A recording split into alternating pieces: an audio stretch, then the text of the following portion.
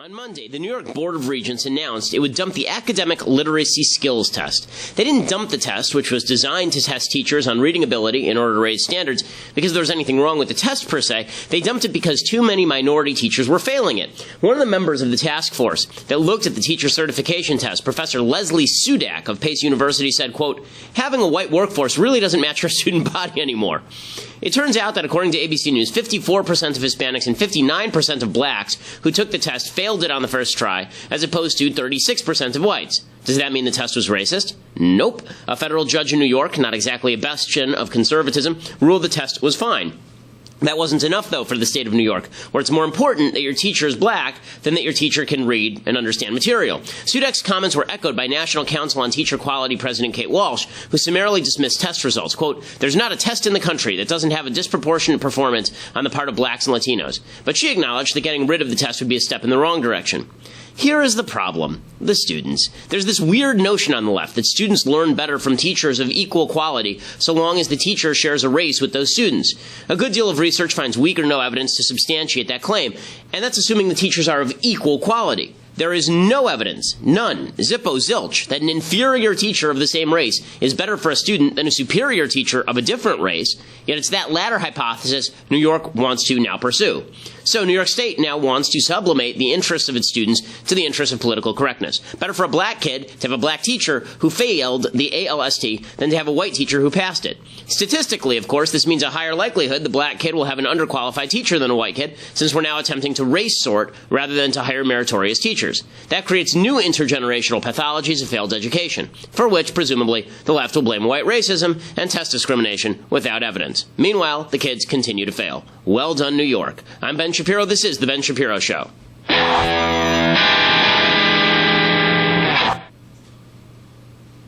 Alrighty, so we have lots to talk about, including the greatest media fail of my lifetime. I mean, this is a giant, epic-sized media fail, and it is glorious in every way it is possible for this to be glorious. And we'll talk about Rachel Maddow and her giant fail of epic proportions in just a second. But first, we have to say thank you to new sponsors over at Blinds.com. So I'm very excited to be working with Blinds.com. I've heard about them for years. They do fantastic work in your home. So the way that this works is you got old blinds, you got those crappy old kind of plastic blinds that your grandmother put up years ago.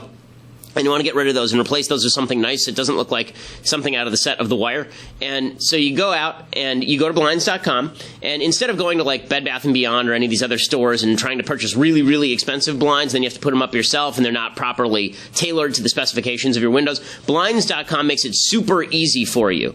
If you're not sure what you want or even where to start, you get a free online design consultation. Then you can go on their website and you can specify, you measure your window and then you specify what the window size is and what kind of blinds you want, and they cut it to specifications. They send back custom recommendations from a professional for what will work with your color scheme and your furniture in specific rooms. So if you're a dude and you have no idea what exactly the blinds should look like in your house, they have somebody who definitely will. And then they send you free samples to make sure that everything looks the same as it does online in person. And if you mismeasure or if you pick the wrong color, if you screw up, Blinds.com will make your blinds for free.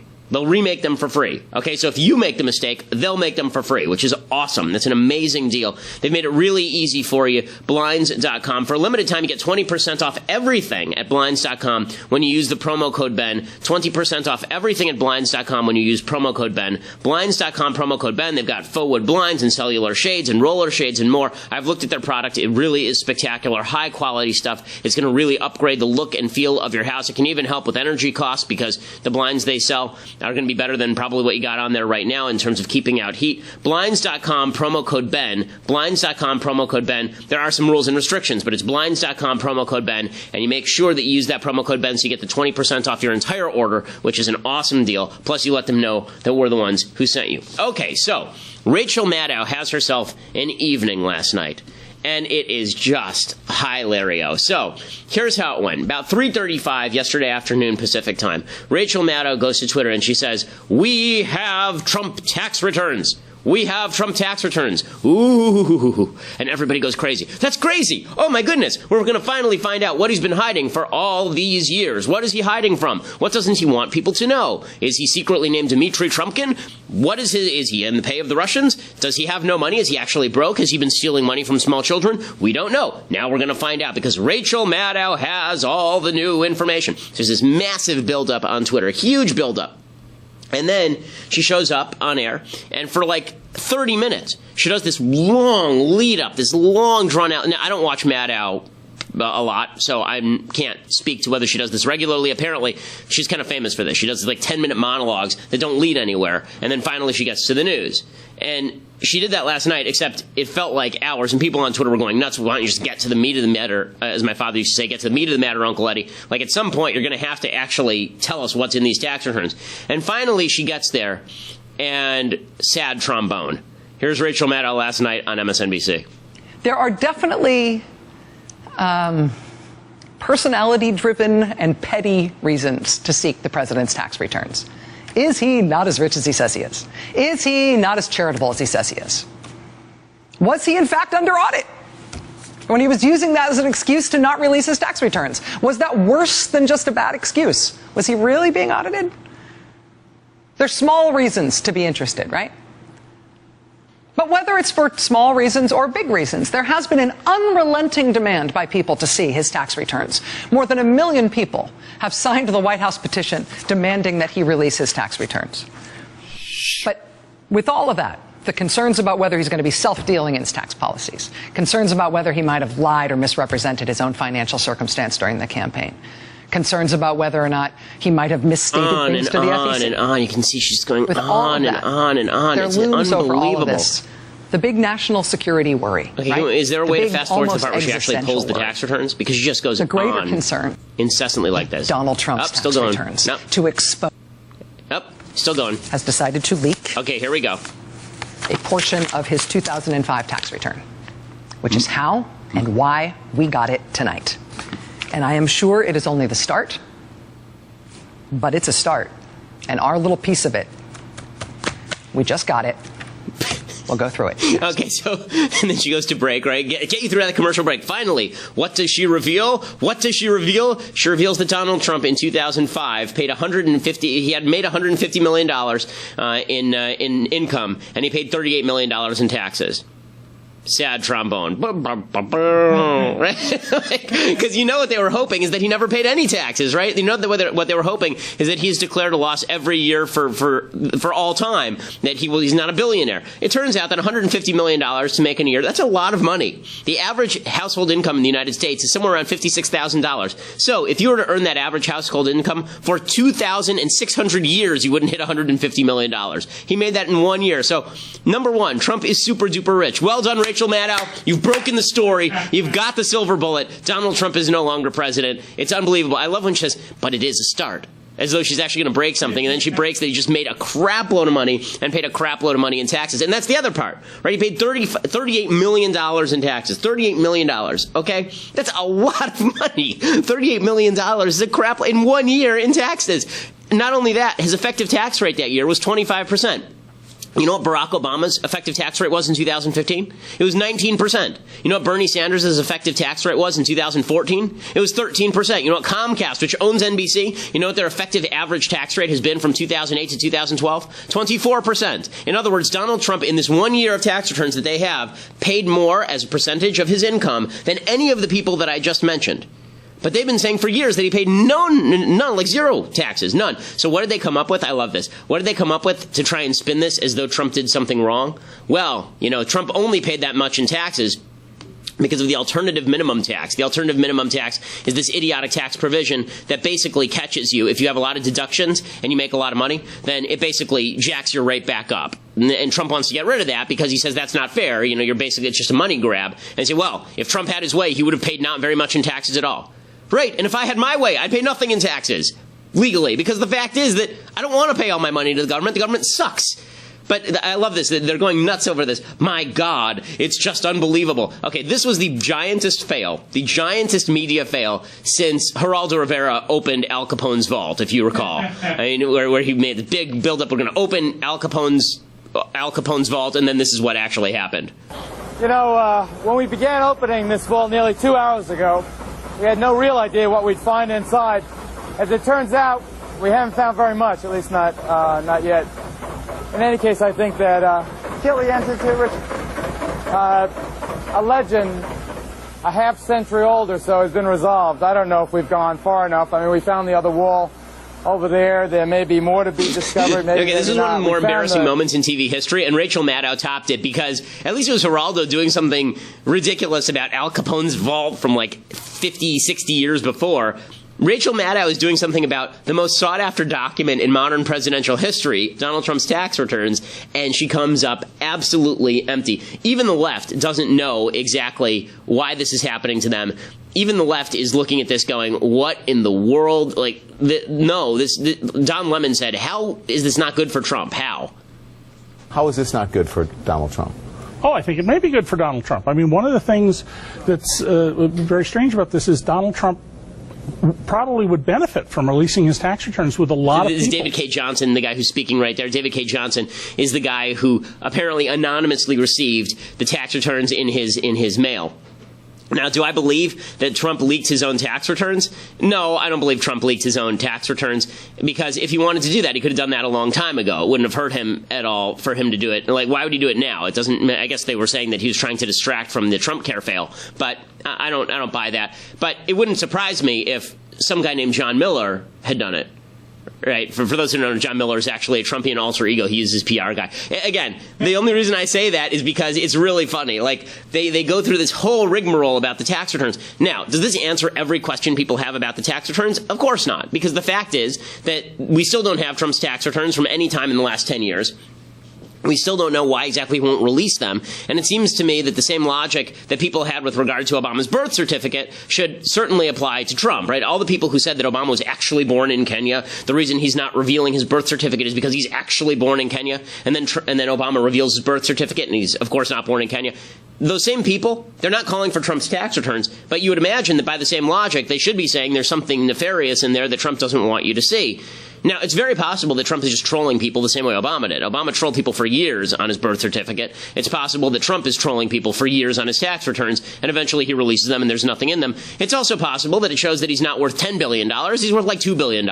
And Trump is such an egomaniac that it's quite possible that he thinks that this would somehow sink him in the public estimation. Like, we're all out here sitting around going, well, now we know he's a liar. He's only worth $2 billion. Guess he ain't that rich. Again, that's really silly if that's why he's doing it. But, we still haven't answered why he hasn't released the tax returns. But it just demonstrates the media's desire for a silver bullet for Trump is so high. This is why people were sitting on this last night. This is why, for the first time, anyone watched Rachel Maddow's crappy show, was because they were hoping they'd tune in. And suddenly she'd reveal hundreds of pages of tax returns, and somewhere buried deep in there would be Donald Trump trying to take a deduction for child sex slavery or something. Right? There'd be a silver bullet buried somewhere in there to destroy Donald Trump. Didn't happen. Just hilarious. Trump himself released a statement last night. You can always tell when Trump himself releases the statements because the statements include the word totally. If a statement includes the word totally, then Donald Trump wrote it. So here is what the statement said. Before being elected president, Mr. Trump was one of the most successful businessmen in the world with a responsibility to his company, his family, and his employees to pay no more tax than legally required. That being said, Mr. Trump paid $38 million even after taking into account large-scale depreciation for construction on an income of more than $150 million, as well as paying tens of millions of dollars in other taxes such as sales and excise taxes and employment taxes, and this illegally published return just proves that. You can also tell it's a Trump statement because of the run-on sentences. Despite the substantial income figure and tax paid, it is totally illegal to steal and publish tax returns. The dishonest media can continue to make this part of their agenda, while the president will focus on his, which includes tax reform that will benefit all Americans. Good for Trump. I don't see anything wrong with Trump's statement. It is not illegal, by the way, for Rachel Maddow to put this on the air so long as she didn't actually steal the documents or illegally obtain the documents. If somebody just handed them to her like an informant, handed them to her, and she went with them, then she didn't do anything particularly illegal. Again, Trump could not have planned this better. If Trump didn't have anything to do with this, he should have, because it's just incredible. She humiliated herself on national television in a major way, demonstrating once and for all that all the media want from all of this is just to destroy Trump. We'll pause there for a second and say thank you to our friends over at the United States Concealed Carry Association. So, if you're somebody who needs firearms education or training, or self-defense insurance. You get into a shooting incident and you need somebody to help you with the defense. Somebody breaks into your house, you shoot them. Doesn't mean the police won't arrest you or you won't be prosecuted. That's why you need to talk to my friends over at the USCCA. But they have something particularly cool right now. And that is, if you go to defendmyfamilynow.com, defendmyfamilynow.com, you can enter to win the chance to win $1,500 for any gun you want. 10 of my listeners are going to get $1,500 for any gun that they want by going to defendmyfamilynow.com. There are no restrictions. Any gun, any brand, any caliber you want. You enter to win $1,500 for the gun of your dreams. Quick, simply, free.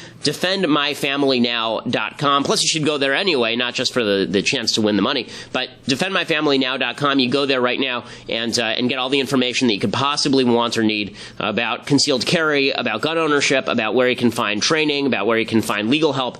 They're a great organization. I couldn't speak more highly of them. United States Concealed Carry Association, defendmyfamilynow.com, again, is the place to go to get all their information as well as to enter for your chance. 10 of my listeners are going to win $1,500 for any gun they want. USCCA, fantastic organization, defendmyfamilynow.com. Okay, so Sean Hannity last night kind of assuming that this was going to be a big disaster for Trump, he went out there and he did his show, and he said that NBC was waging a corporate jihad against Trump. They are breaking laws, all in an effort to undermine and delegitimize the newly elected president. NBC News in particular is on a political jihad against the president and his administration. Okay, now I can say that Rachel Maddow is awful at her job. I can say that MSNBC obviously has a political bias and that most of journalism is now perpetuated against Donald Trump. That's true. When he says NBC is waging a corporate jihad against Trump, I don't like words like jihad, because the idea that it's like some sort of holy war equivalent to, the people who are actually murdering people all over the world, I think is really silly, and I think it's over the top. But you can see why the right thinks this about the left. You can see why the right looks at what happened on Maddow last night, and we say, guys, you are out of your damn minds. If you think that this is how you're going to bring down the president, you must be totally crazy. I thought the most ironic thing, though, was last night there was a Hillary spokesman named Brian Fallon. And if you recall, Hillary Clinton said that Donald Trump paid nothing in taxes during the campaign. So the reason he won't reveal his tax returns is because he paid nothing in taxes. This is Hillary during the campaign. Why won't he release his tax returns? And I think there may be a couple of reasons. First, maybe he's not as rich as he says he is. Second, maybe he's not as charitable as he claims to be. Third, we don't know all of his business dealings, but we have been told through investigative reporting that he owes about $650 million to Wall Street and foreign banks. Or maybe he doesn't want the American people, all of you watching tonight, to know that he's paid nothing in federal taxes, because the only years that anybody... Because obviously that's not true. Now her spokesman comes forward and says, pay no attention to those tax returns showing that he actually paid $38 million in taxes. We should instead return focus to Trump Care tomorrow and the millions it will leave uninsured. Oops, we stepped on the rake, it hit us in the face, and now we should switch the topic because that did not go quite as planned. Oopsies. So, is it okay to enjoy the schadenfreude of the entire left stepping on its own feet with regard to Trump's tax returns on this one? Yeah, it is. Should Trump still release his tax returns? Yeah, he should. But for the moment, let's just enjoy the spectacle of Rachel Maddow making a huge deal out of the fact that Donald Trump is very rich and pays lots of taxes, because it's quite spectacular. Well, we're going to talk a little bit more about Trump Care and the confusion therein. We're also going to be talking about what is easily the greatest prank in history played by 4chan. This is a fantastic prank you're going to want to hear about. But to hear about that, to see that, you got to subscribe over at dailywire.com. $8 a month will get you a subscription to Daily Wire. And today, do we have a special deal for the annual subscribers yet, Jonathan? I don't know if it's up yet or not. So annual subscribers, you know what? I'm just going to say it is, and then people will be on the hook. So that's just the way it works. So the annual subscribers today, we have a new deal for you, annual subscribers. The #1 Amazon best-selling book, a masterwork of thoroughness, a comprehensive investigation into leftist ideology, our own Michael J. Knowles, B.A., Yale University. his book, his #1 best-selling book, Reasons to Vote Democrat, yes, it's 260 pages of blank paper, and yes, it does have a quote from me on the front that says thorough. You can get that for free right now when you're an annual subscriber. You get it signed by our own Michael J. Knowles, and he is just eager to sign them for you. In fact, as I showed you the other day, he signs copies to himself. He inscribes copies of his own book to himself because that's who Michael J. Knowles is. But you can get a copy of that for free, a signed copy for free, when you become an annual subscriber at dailywire.com. And you're going to want to anyway, because that way you can see the rest of the show live. You can see Klavan's show live. You can become part of the mailbag. We're going to have a Shapiro store that starts very shortly. We have a couple of books that I'm going to release in the next few months that are going to be great, that you're going to want to be able to get discounts on and get a piece of. So go over to dailywire.com right now and subscribe. Otherwise, just wait until later and listen to iTunes or SoundCloud, and leave us a rating on iTunes if you're a fan. If you're not a fan, then don't leave a rating. Instead, just listen and then turn off your phone. But in any case, we are the largest conservative podcast in the nation.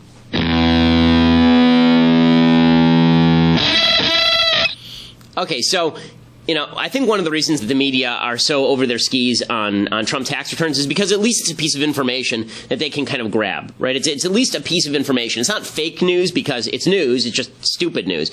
But they're trying to grab onto any hard piece of information they can find because they're being bamboozled with bull bleep by the Trump administration, right? The Trump administration puts out so much information, some of which is true and some of which is false. The media don't know how to cover it, and then the media are not credible with us anyway, so we don't know what to believe from the media. So, as Norm Macdonald said last night, we can't trust the Trump people, and we can't trust the media, so we can't trust anybody. And there's a reason for this, right? Like Sean Spicer yesterday, he says that, Kellyanne Conway played this yesterday. Kellyanne Conway was saying that Trump was indeed surveilled, maybe not through wiretap, but he was surveilled, and you could use microwaves that turn into cameras to do this, and we mocked her for this. Here's Sean Spicer commenting on it. Does the president believe that he was surveilled through microwaves and televisions?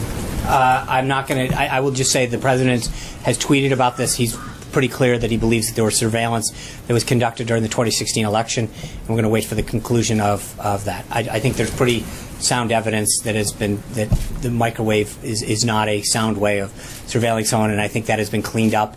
It was made in jest, so I think we can put that to rest. Okay, it was actually not made in jest. We watched the tape yesterday. It was pretty clearly not made in jest, but this is going to be the new thing. Remember when Jon Stewart used to do the clown nose on, clown nose off routine, where he would talk politics and be very serious, and then the minute anybody would say, your analysis sucks, he'd say, well, I'm not an analyst, I'm a comedian. Of course my analysis sucks, I'm a comedian. Right, Colbert did it too. Now we have that in the White House. So every time Trump says something that's not true, it'll be, hey, he was just joking. He was just being facetious. And every time he says something true, it'll be, you have to take him seriously. He's the president. Well, this confuses, I think, everyone. And I think that that's not a wonderful thing. And then what's even more confusing is that people like Brian Williams in the media are covering it and acting confused.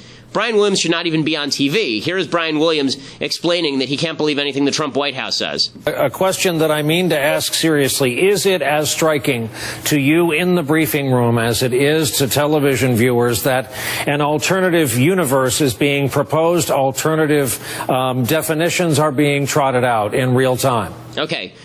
There's an alternative universe where Brian Williams flew in a chopper that was almost attacked in Iraq. There's an alternative universe where Brian Williams saw bodies float by him during Hurricane Katrina in an area of the city that actually was not flooded. And there's an alternative universe where Brian Williams is a journalist and we live in it. So the fact that we all live in this alternative universe where Brian Williams is a journalist after having told all of those lies and he's still there questioning the credibility of Trump, does it really surprise anyone that no one believes in truth anymore when we can't trust anyone to even attempt to tell the truth? Does that even surprise anybody anymore? The answer is no. And then what that means is that when it comes to actual policy, we still don't know who to believe. So on Trump Care, who do you believe? Do you believe the Trump administration or do you believe the CBO? Do you believe Tom Cotton or do you believe Paul Ryan? Tom Cotton from the Senate, senator from Arkansas, he's saying, Trump keeps saying, Ryan keeps saying that on Trump Care, there's going to be a 3-phase replacement of Trump Care, of Obamacare, and we're just seeing the beginning. And the Wall Street Journal today endorsed Trump Care because what they said is the best part of Trump Care is that instead of tying federal contributions to state Medicaid to need, instead we just give block grants to states. We give $10 billion to the states every year for the next 10, and then we sort of phase it out. And the Wall Street Journal says that lowers the deficit tremendously. Yeah, it would lower the deficit tremendously, except for the fact that it's never going to happen. We're going to give the block grants to the state for like 3 years, and then Congress is going to be yelled at by the people for not giving more money to the states, and then they're going to raise it. Okay, there's never been an entitlement program in history that has stuck to the baseline set for it originally by Congress. So, no, that's not going to happen, but Tom Cotton says, look, there is no three-phase replacement. This is all a bunch of crap. There is no three-phase process. There is no three-step plan. That is just political talk. It's just politicians engaging in spin. And he is right. And then meanwhile, Paul Ryan, it came out yesterday, there's a tape of him from back in October disassociating from Trump. And now he's saying that Trump and he are on exactly the same page. They're bestest friends in the world as his piercing blue eyes stare at Martha McCallum. I want to get your response to this audio that came out this morning. I'm sure you heard about it. I'm just going to play a little piece of it. And I want to give you a chance to respond to it. Let's play it. I am not going to defend Donald Trump. Not now, not in the future. Look, you guys know I have real concerns with our nominee. I hope you appreciate that I'm doing what I think is best for you, the members, not what's best for me. And so I want to do what's best for our members, and I think that this is the right thing to do. So I'm not going to try to defend him. I'm going to focus on Congress. I'm going to focus on upholding our values. That was back on October 10th after that Access Hollywood tape came out during the course of the election. But, a lot of people are speculating that it may be being released today because people want to pressure you for other reasons on health care. What do you think? I got really thick skin, Martha. This is ancient history. That was back then when like you said, when that video came out. Look, it's no secret Donald and I had our ups and downs. The president and I had our ups and downs during the campaign. But we merged forces at the end of the campaign. I campaigned with Mike Pence. I supported Donald Trump. We merged forces. And since then, we've been working hand in glove together. So honestly, we're just best friends. Everybody's best friends. If you look at all this and you say everybody's full of crap, then you're about where I am. I think everybody's full of crap on all this stuff, which is why the best solution is for government to get out of everybody's business, because then you don't have to worry if they're full of crap. People on the left, I implore you, if you think that Paul Ryan and Donald Trump are full of crap, I promise you we believe the same thing about Barack Obama and Harry Reid and Nancy Pelosi and Chuck Schumer. They're all full of crap. It's just a bunch of sacks of crap sitting in Washington, D.C., running your life.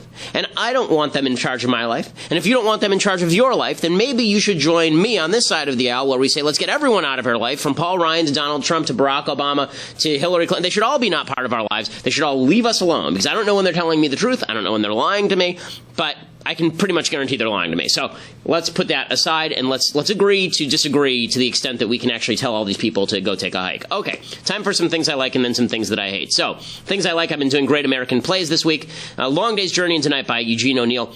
This is one of the great American plays of all time. They did a very good movie production of it with Jason Robards and Katharine Hepburn. And the entire play is about a mother. It's about this dysfunctional family where one of the sons has basically just been diagnosed with tuberculosis. The other one is a lush. The father is an actor who was once successful but is now older and failing, and a mother who is deeply troubled and unhappy and has a morphine addiction. So it's an upper. It really puts you in a good mood. This is one of the scenes from the film production. Jason Robards playing the older son, who's telling the younger son that he needs to get with the program. The mom is not, is still hiding what she's doing. She's still a morphine addict. She wasn't taking a nap. No, not right then, but she was lying down, Kathleen said. In the spare room? Yes, for Pete's sake, what of it? You damn fool. Why do you leave her alone so long? Why don't you stick around? Well, she accused me and you and Pop of spying on her all the time and not trusting her. She made me feel ashamed. I know how rotten it must be for her. And she promised on her sacred word of honor. Well, you ought to know that doesn't mean it does anything. this time. That's what we thought the other times. Oh, look, kid, I know you think I'm a cynical bastard, but remember, I've seen more of this game than you have. You never knew what was really wrong until you were in prep school. Papa and I kept it from you. I was wise 10 years or more before we had to tell you. I know this game backward, and I've been thinking all morning of the way she acted last night when she thought we were asleep. I haven't been able to think of anything else, and now you tell me she got you to leave her alone upstairs all morning. All right, kid. Don't start a battle with me. Hope as much as you do I'm crazy. I've been happy as hell because I'd really begun to believe that this time... She's coming downstairs. You win on that one. I guess I was a damn suspicious louse. Damn it, I wish I'd grabbed another drink. Good film, and it's definitely not an upper. Most great American plays aren't. Most plays generally are kind of depressing, is the truth. Musicals are fun, but plays are depressing. But this is a really good play. It was so autobiographical that Eugene O'Neill dictated that it not be published, I think, 25 years after his death. Because he didn't want to hurt people in his family. But it is a really good look at addiction and what it does to the people who surround the addict.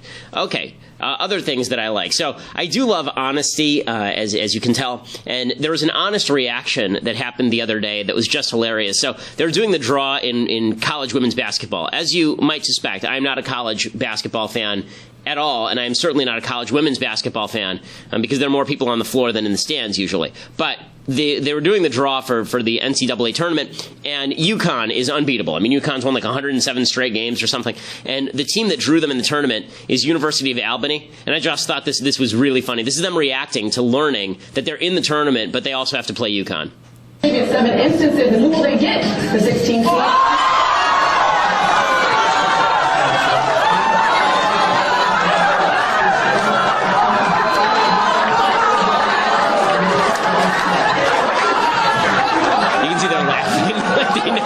They know this is going to be the shortest tournament ever. There's something charming about the fact that people react this way, and I do love the candid shots. Okay, but that is not the thing that I love the most. The thing I love the most today comes courtesy of 4chan. Now, as you may know, I'm not world's most popular guy on 4chan. And the reason for that is because I was not pro-Donald Trump during the election cycle, and because I was not a fan of useless trollery. But I think that some trollery is actually really fun, and this is pretty damn spectacular. So, Shia LaBeouf had this He Will Not Divide Us live stream, and it was in New York, and people kept pranking it. Like our friend Steven Crowder went down there, did an entire broadcast of his show on Shia LaBeouf's live stream, and then Shia LaBeouf moved it. And what he did is he moved a camera to the middle of nowhere, and he put a flagpole, on a flagpole, a flag that said, He Will Not Divide Us. And it's literally in the middle of nowhere, and all you can see is a picture of this, right? This is the entire picture. This is all that's on the live stream. It's just the flagpole with the flag and a camera pointed up at it into the clouds.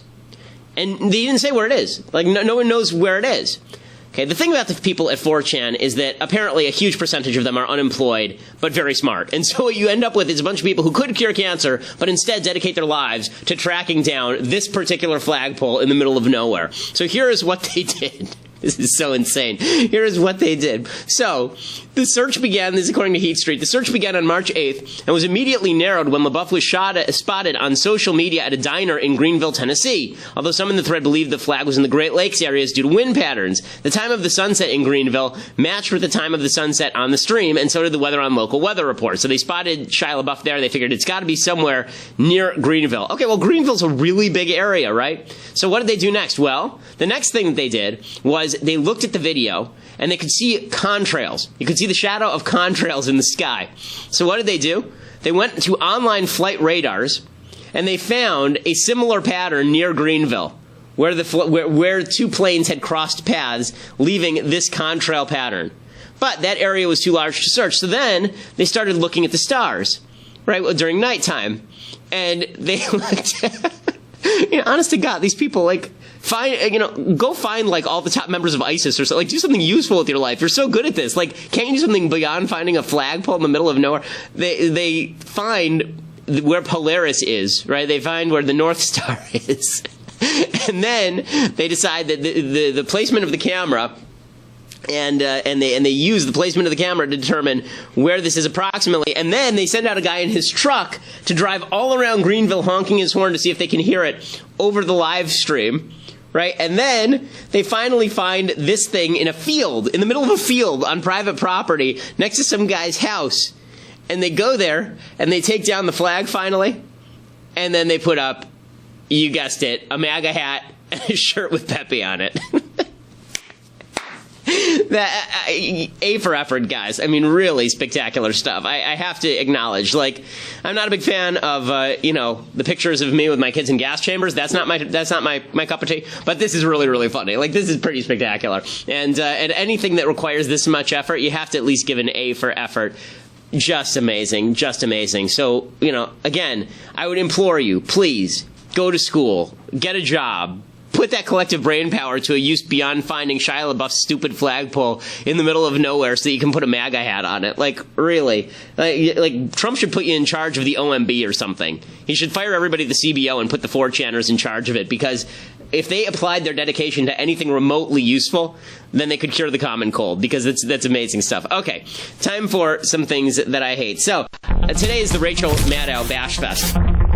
Rachel Maddow did a segment, not last night, but the night before, explaining that Russia is a terrible place. And Russia is a terrible place. You know why Russia is a terrible place? Because it was communist for 80 years, and then it turned into an oligarchy. So at no point was there free market capitalism in Russia for any prolonged period of time. You can't go from communist to free market capitalism in one day. It takes a little while for the roots of the free market to take hold. Instead, you ended up with a ton of black market trafficking. When they actually privatized a lot of this stuff, they privatized it in the hands of a bunch of people who were oligarchic and close to the government. Now Vladimir Putin runs basically the entire country. And so Rachel Maddow is trying to describe poverty in Russia, and here's what she comes up with. It is kind of amazing when you start following Russian money laundering schemes all around the world. It is some exotic stuff, and it happens all over the world, and there is a ton of it. I mean, Russia's a big country. Russia's got 140-something million people. But their economy, their GDP is like half of France. They've got more than, just turn the flag on its side. I mean, Russia has more than double the population of France. They've got an economy half the size of France. Why is that? Part of that is because Russia is a kleptocracy. It is governed by thieves. I mean, you keep hearing about Russian oligarchs. You know, sociologically, it's fascinating to see this brand new class of like oil chic level wealth among this tiny group of shady Russian guys with broken noses, right? But it tells you something about what has happened to the economy in that country and why Russia is still limping so badly in economic terms nearly 30 years after the wall came down. It's because this corrupt, remember it was supposed to be two superpowers in the world? Think about the economy of the United States and the economy of Russia, right? In Russia, there's this corrupt elite class of connected thieves at the top who have been siphoning money out of that country like they're sticking a shop vac into an ant farm. Right? And here's the thing, Rachel. It also has something to do with the fact that communism was dominant in that country for 80 years, and the people who then took over the economy were all the top communists. So maybe what you should be looking at, you know, as a leftist, maybe you should be looking at Russia and saying, hey, it turns out the government control of the economy kind of sucks. One of the reasons that Russia has been a crap hole for a long time, and they were inflated as a superpower, by the way, because they spent every last dime they had basically on military preparedness and nuclear weapons, and people were meanwhile living in essentially military-style housing under military rationing conditions. You know, they weren't actually rich even when they were fighting us. The Russian economy was not a rich economy even when it was fighting us. They were just using an enormous amount of their budget for military matters so they could challenge us militarily, but they couldn't challenge us in terms of the economy, which is what Reagan knew, which is why he was able to run them into the ground. But it's amazing how far the left will go in order to not have to say the words communism was terrible and government-run economies suck. It's amazing how far they'll have to go. They'll say kleptocracy, they'll say oligarchy, but they'll never say that this has something to do with state involvement in the economy, because that would undermine their entire claim, which is that state involvement in the economy is a good and wonderful thing. Okay, one more thing I hate, and then we'll do a brief Bible talk here. Last thing I hate. So Tucker Carlson did a wonderful job in this interview with the executive vice president of Planned Parenthood. And the executive vice president of Planned Parenthood, again, they refuse to acknowledge basic science. The party of science refuses to acknowledge that babies are babies. And Tucker does a pretty good job of tearing her apart here. So I want to know if that bothers you at all. Does it at all? Do you ever stop and think, wow, what is happening here? Is a life being taken? People say a life is being taken. Do you think that? I personally favor safe legal abortion in this country, decided on by each individual woman and her doctor to decide for themselves. I personally do not believe that that is a viable fetus at that point, and there are rules there are rules we follow. Why are you Roe giving me v. robotic Wade laid responses? out. I'm asking you a human question, and I hope you'll favor me with a human answer. I'm not saying it's viable. At 5.5 weeks, it's not, but you can hear the heartbeat. Is that a human being or not? Is it separate from the mother or not? A different blood type, often a different sex, different DNA? It doesn't seem like a tumor or something that is connected to the woman wholly. It's distinct. What does that mean? I would think you would have thought about it, considering you provide more of them than anyone.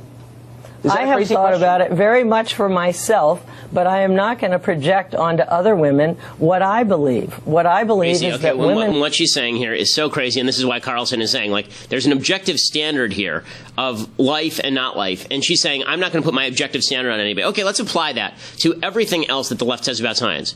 They say that it's settled science that climate change is happening. I'm not going to put my standard on anybody else. Everyone gets to decide for themselves whether climate change is happening. The left likes to suggest that they are the party of science, and therefore they're not big fans of God, because God is something that you can't prove, right? You can't prove atheism either, by the way, but they say that you can't prove God. Well, that means, but why would they put their standards on me? They say that they should be able to put their standards on me with regard to same-sex marriage. They should be able to basically tell the rest of society how that works. Why can't we have differing points of view? It's amazing. Ideological consistency disappears for the left, and the idea of diversity of thought suddenly appears when it comes to objective truths like the baby is not the same thing as a tumor. Okay, a little bit of Bible talk, and then we will finish for today. So this week is in the Bible. The Jews read the portion of Ki Tisa. Okay, this is from the book of Exodus, and this has one of the more cryptic sections of the book of Exodus in it, and I really love this particular section.